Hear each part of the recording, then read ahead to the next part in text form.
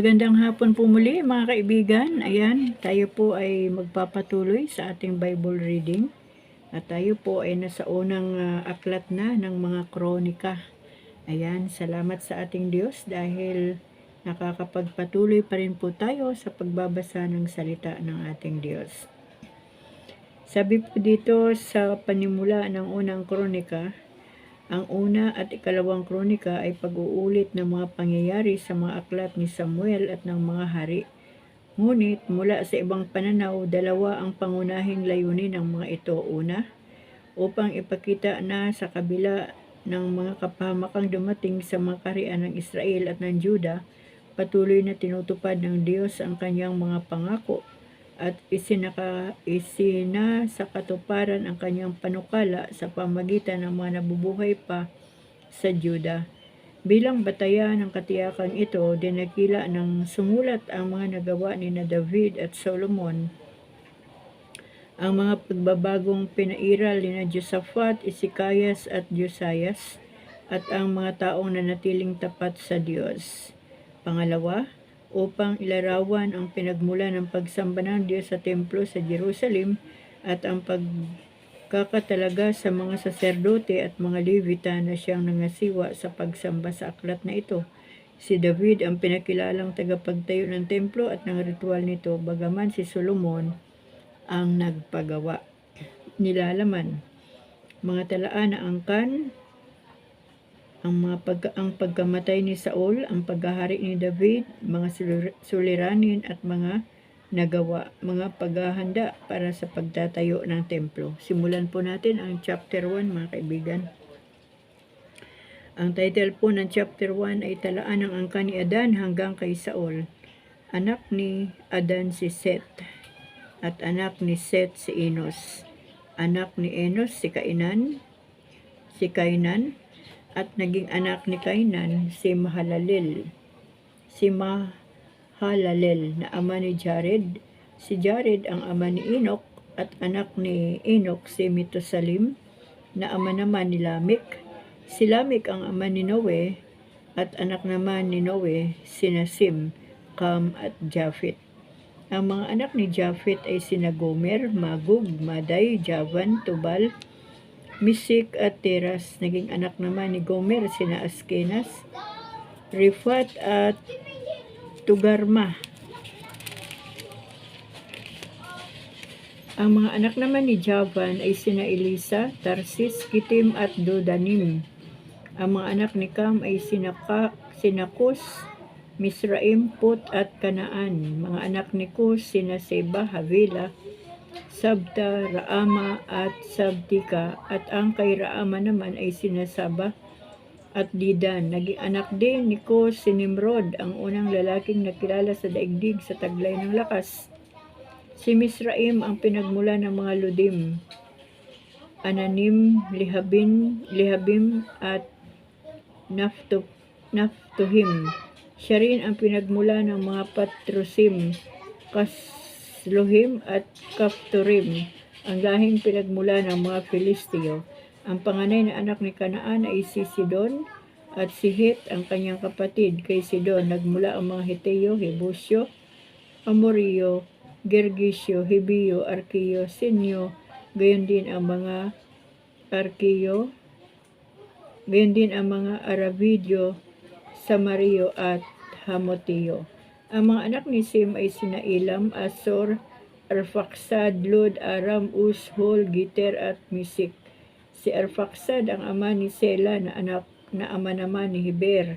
Dalawang lalaki ang naging anak ni Heber. Pilig ang pangalan ng una sapagkat sa panahon niya nahati ang daigdig. Si Joktan naman ang ikalawa niyang anak. Si Joktan ang ama ng magkakapatid na Almodad, Selef, Hasarmavet, Jera, Hedoram, Uzal, Dikla, Ebal, Abimael, Sava, Ofer, Havila at Jubab. Ito ang kaayusan ng lahi mula kay Sin hanggang kay Abram, sina Arfaksad, Sela, Heber, Piligrio, Sirog na Kortari at Abram na tinawag ding Abraham, ang lahi ni Ismael. Bukod kay Isaac, naging anak din ni Abraham si Ismael. Ang mga anak naman ni Ismael ay sina Nebayot, Kedar, Adbil, Mibsam, Misma, Duma, Masa, Hadad, Tima, Jetor, Nafis at Sidma. Ito ang mga anak ni Abraham kay Ketura, ang ikalawa niyang asawa, sina Simram, Joksan, Medan, Midian, Jisbak at Suwa. Ang mga anak ni Joksan ay sina Saba at Dedan. Ang anak naman ni Midian, sina Ifa, Ifer, Inok, Abida, Eldaa, lahat sila ay anak nga ni Abraham kay Ketura, ang lahi ni Esau.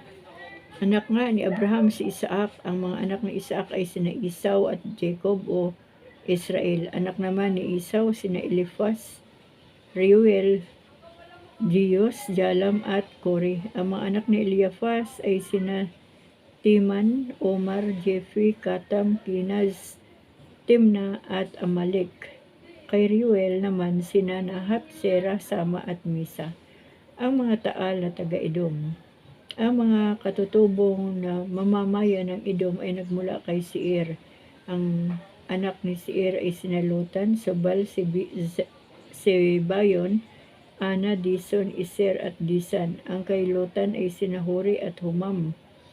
Si Timna ang kapatid niyang babae. Mga anak ni Subal sina Alvan, Manahat, Ival, Sifi at Unam.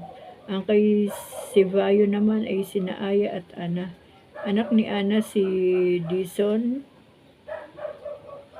Si Dison naman ang ama ng magkakapatid na Hamram, Isban, Itran at Kiran. Mga anak ni Iser sina Bilhan, Saavan at Jaakan. Ang kay Disan naman ay sina Hus at Aran. Ang mga unang hari at pinuno ng Edom. Ito ang mga taong naghari sa bansang Edom. Bago nagkaroon ng hari ang mga Israelita, si Bela na anak ni Beor at ang kanyang lungsod ay ang Dinhaba. Pagkamatay niya, siya pinalitan ni Jubab na anak ni Zera na taga Busra. Nang mamatay si Jubab, si Hosam na isang Timaniyo ang pumalit sa kanya. Namatay si Hosam at ang pumalit sa kanya ay taga-Avit.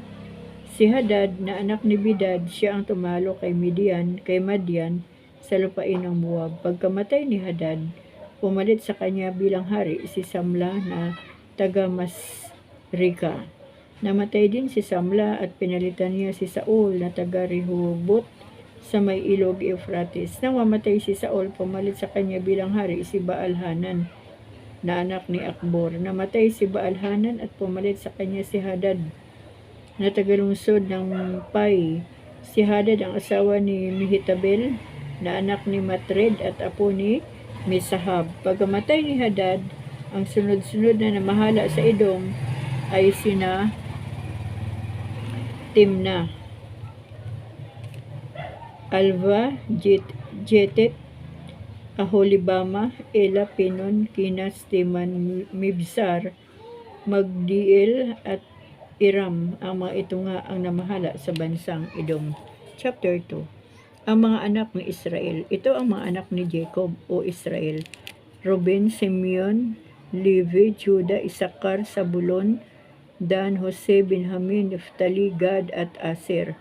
Ang mga anak ni Juda kay Batsuwa na isang Kananiya ay sina Onan at Sila. Ang pangalan niyang si ay hindi naging kalugod-lugod sa paningin ni Yahweh, kaya siya pinatay nito.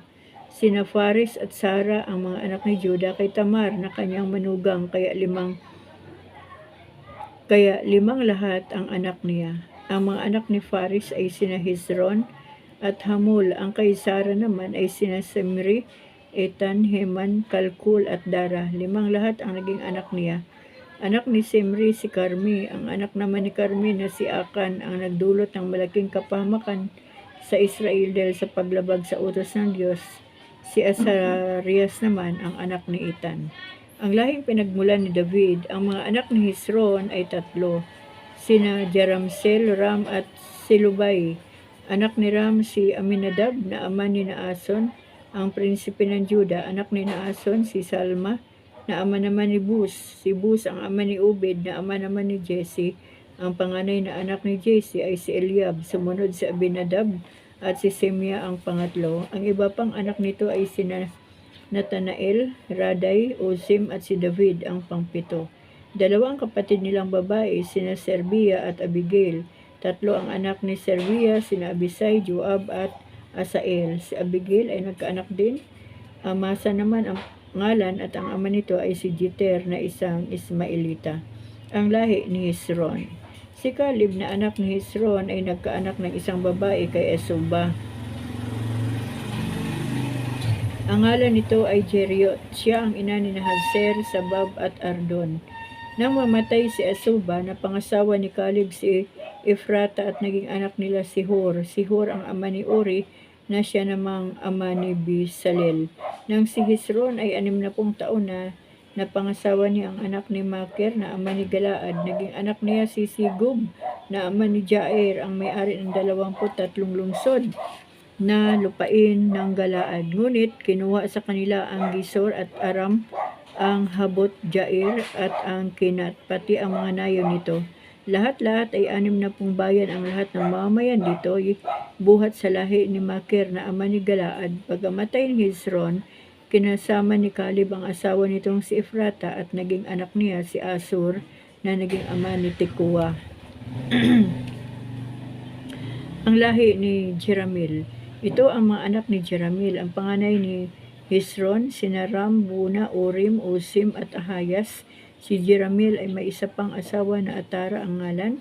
Siya ang ina ni Unam. Ang panganay na anak ni Jeramil ay si Ram at sina Maas, Jamin at Iker ang mga anak nito. Mga anak ni Unam, sina Samay at Jada. Ang mga anak naman ni Samay ay sina Nadab at Abisor. Asawa ni Abisor si Abihail at 2 ang anak nila, sina Aban at Mulid. Mga anak ni Nadab, sina Silid at Apaim.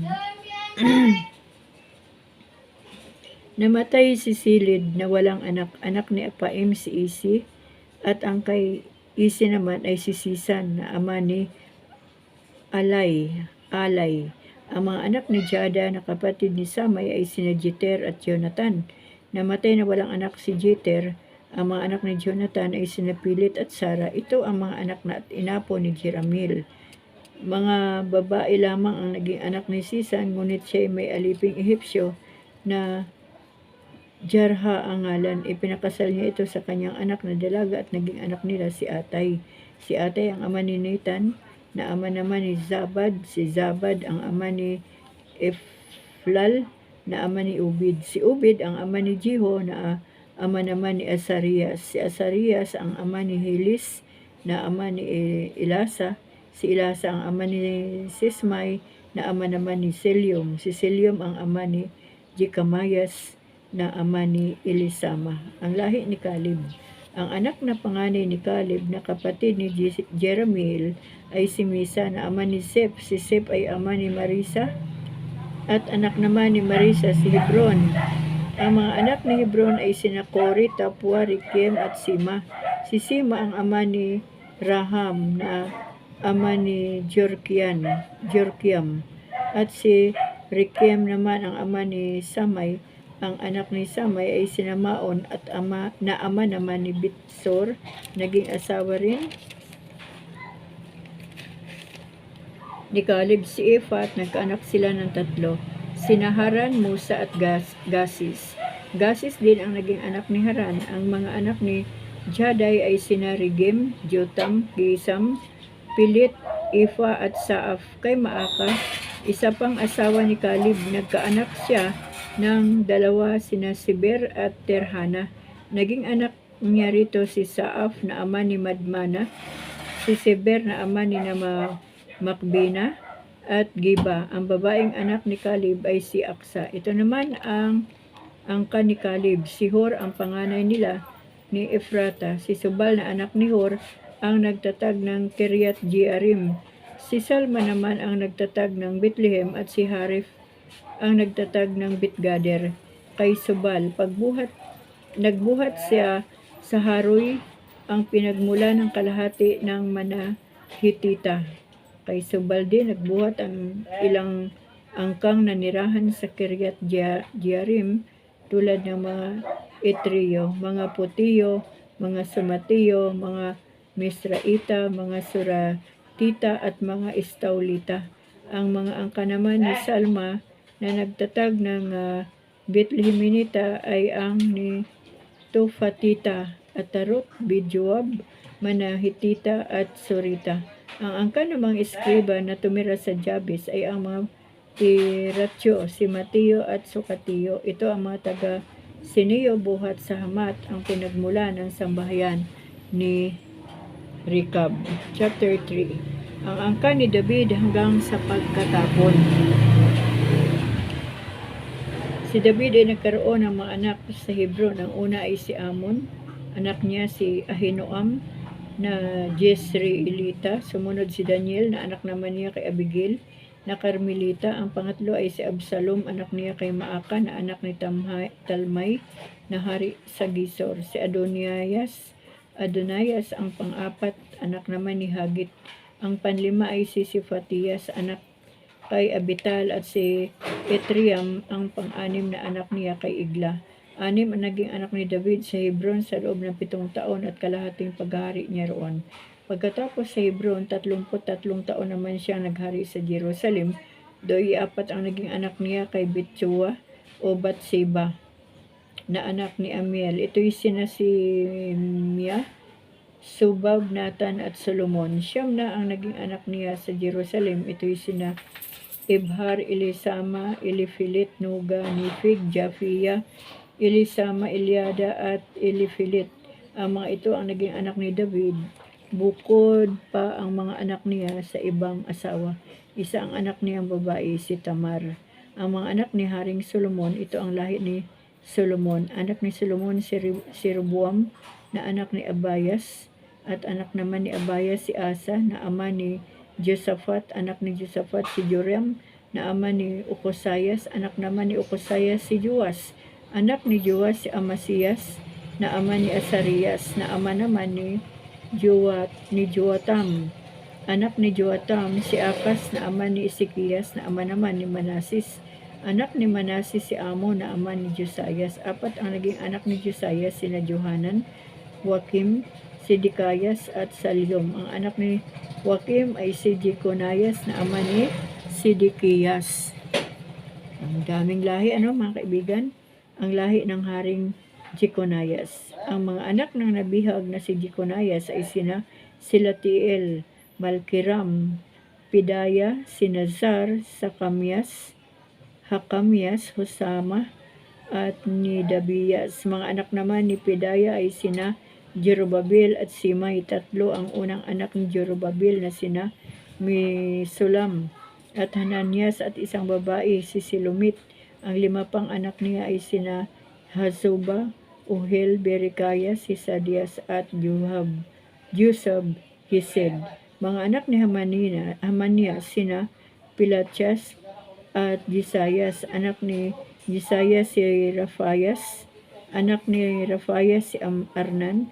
Anak ni Arnan si Obadias at anak ni Obadias si Sikanias. 6 ang naging anak ni Sikanias, sina Simaya, Hatos, Igal, Barias, Niatrias at Safat.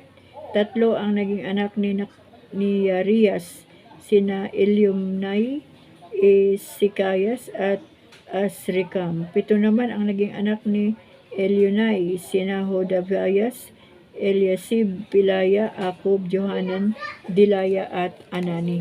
Mga lahi ni Juda, chapter 4. Ang mga lahi ni Juda, ito ang kabilang sa lahi ni Juda: Faris, Hesron, Karmi, Hur, at Subal. Anak ni Subal si Riaya na ama ni Jahat. Anak naman ni Jahat ang Ahumay at Lahad. Ito ang angka ng mga Joratita. Mga anak ni Hur, ito ang mga anak ni Itam, sina Jezreel, Isma at Edbas. Mayroon silang kapatid na babae, ang alay Hasilel Puni. Si Penuel ang ama ni Gidor at si Israel ang ama ni Husa. Ito ang angka ni Hur, panganay na anak ni Efrata na nagtatag ng Bethlehem. Mga anak ni Asor. Si Asor na nagtatag ng Tikua ay may 2 asawa, sina Hila na Ara, naging anak niya kay Naara, sina Abusam, Hefer, Timinay at Ahastari. Naging anak naman ni Asor kay Hila, sina Siret, Isar at Itnan.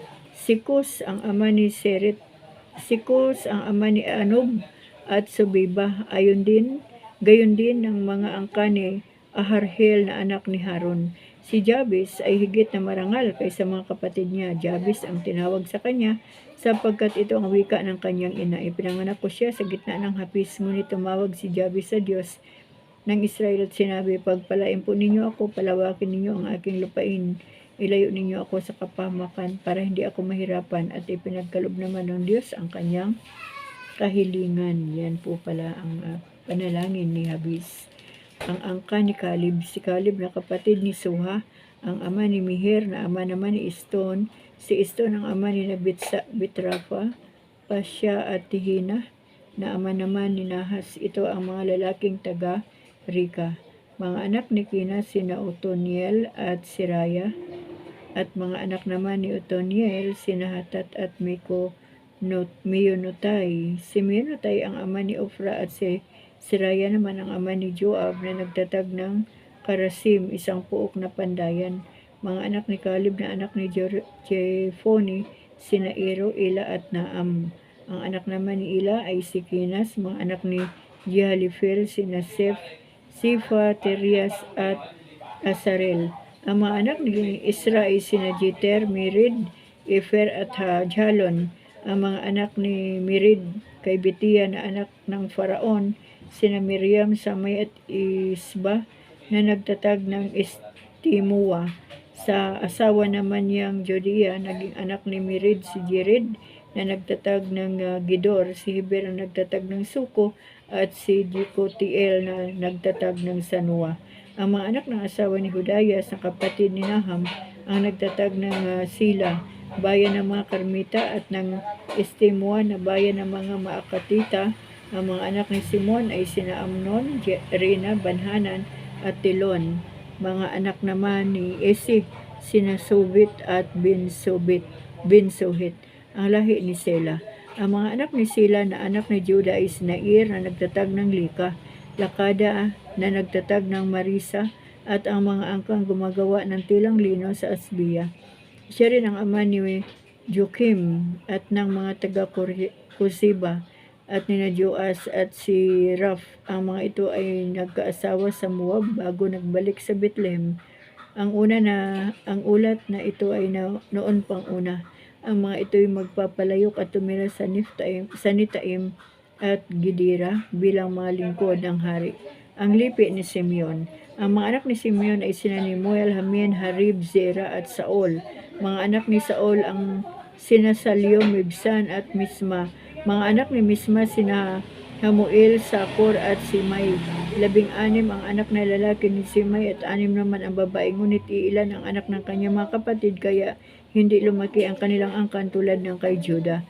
Ito ang mga lungsod na tinirhan nila: Beersheba, Mulada, Haser, Suwal, Bilha, Isim, Tulad, Betuel, Horma, Siklag, Bet Makarkabot, Hasar Kusim, Bitbiri at Saarim.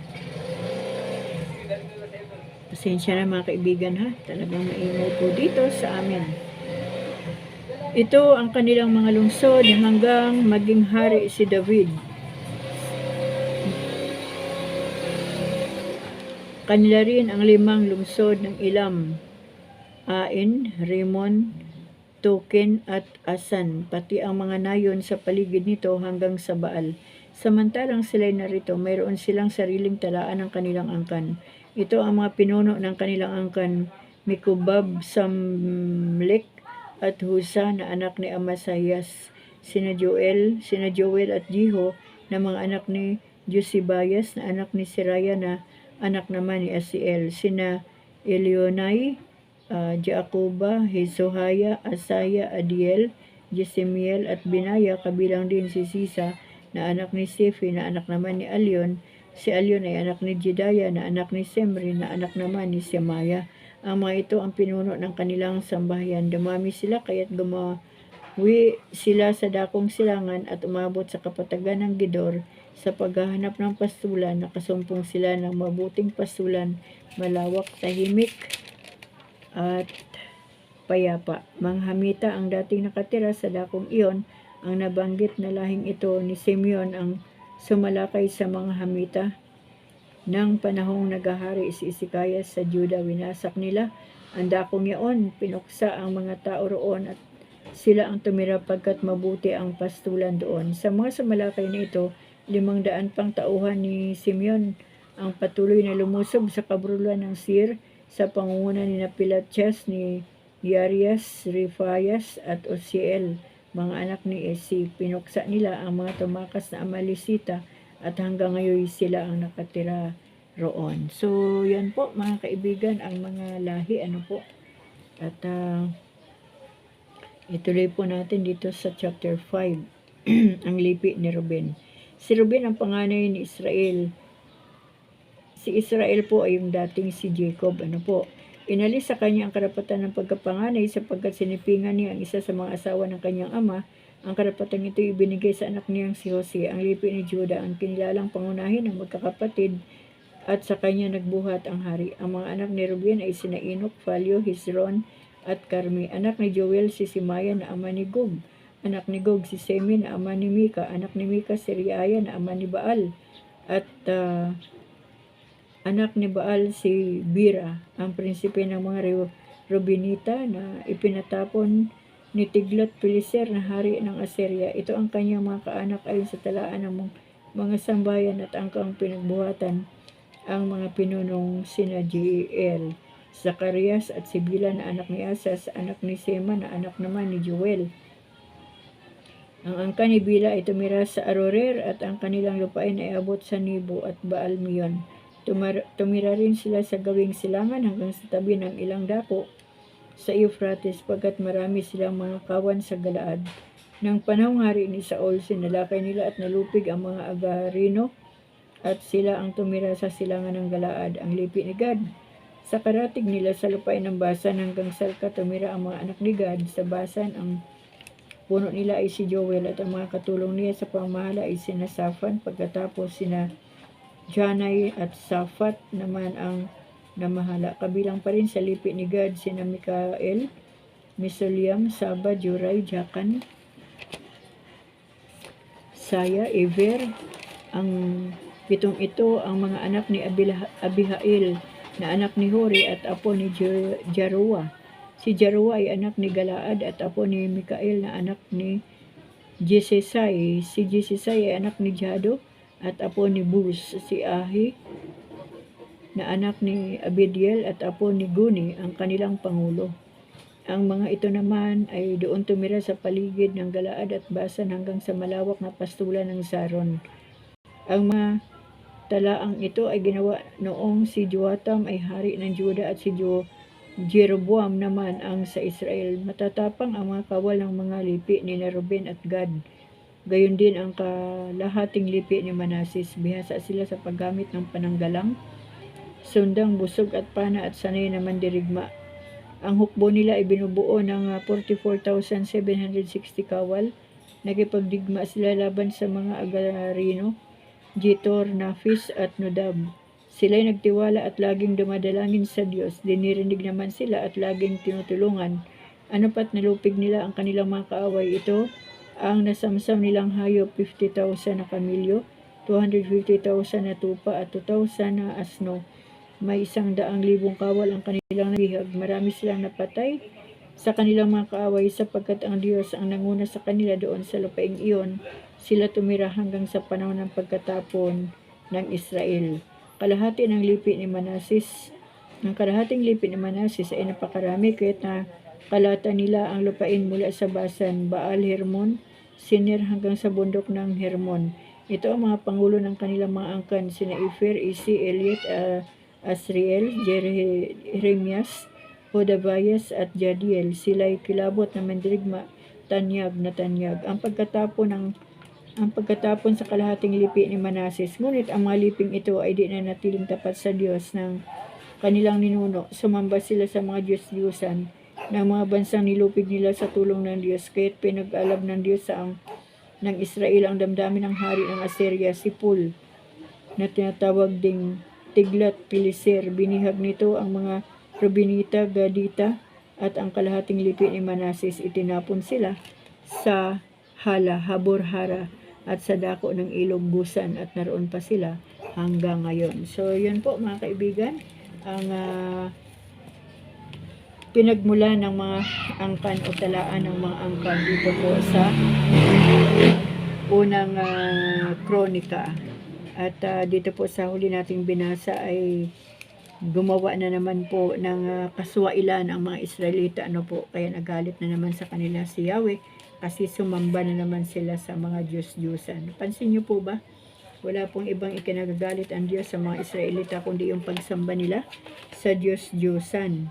Kaya hanggang man po sa ating kapanahonan ngayon, alam niyo po, kapag tayo po ay naggawa din ng talaan ng ating mga angkan, ay talagang napakalayo na po. Baka yung isang linggo nating pagsusulat ay hindi pa po kakayanin sa dami po din ng ating mga angkan, ano po, bilang mga Pilipino. So yun mga kaibigan, ang isa lang talaga na nakita ko dito sa bawat binabasa ko na salita ng Diyos mula sa Genesis ay yung pagkagalit ng Panginoon sa mga Israelita, sa tigas ng mga ulo nitong mga Israelita, at paulit-ulit na ginagawa yung mga bagay na ayaw ni Yahweh.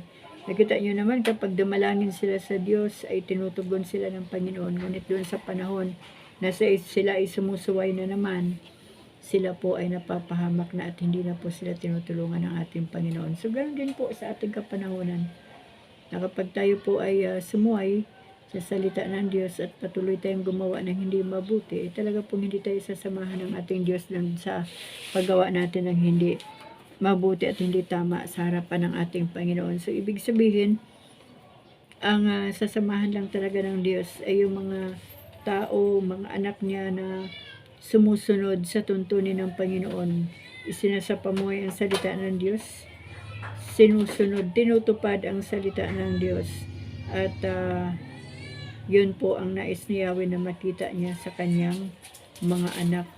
At kapag ganun po ang ating ginawa, tayo po ay sasamahan ng Panginoon at hindi niya po tayo pababayaan. So yun lang mga kaibigan ang ating babasahin ngayon. Tayo po ay nasa chapter 5 na ng First Chronica, yung unang kronika o First Chronicle, ano po. At sana po ay samahan niyo pa rin po ako sa aking ginagawa dito sa aking YouTube channel. At muli, ako po yung hingi sa inyo ng dispensa, at talagang napakaingay po ng ating lugar. Magpapunta man po ako sa loob, mapalabas, basta sa araw po ako nagbabasa, and andyan po ang ingay. Kaya nga madalas ay sa gabi ko po binabasa ang Bible. Kaya mga kaibigan, salamat po sa inyong pangunawa. Salamat sa inyong panunood. Salamat sa inyong pakikinig. Salamat po sa inyong suporta. At ang aking dalangin lagi ay patuloy tayong ingatan at pagpalain, palalimin pa ng ating Diyos ang ating espiritual na pamumuhay, upang sa ganun mananatili po tayong matatag kahit anuman po ang sitwasyon ng buhay. Ano po? So hanggang dito na lang uli mga kaibigan, at sa araw muli ng bukas magkikita po tayo uli. God bless us all po.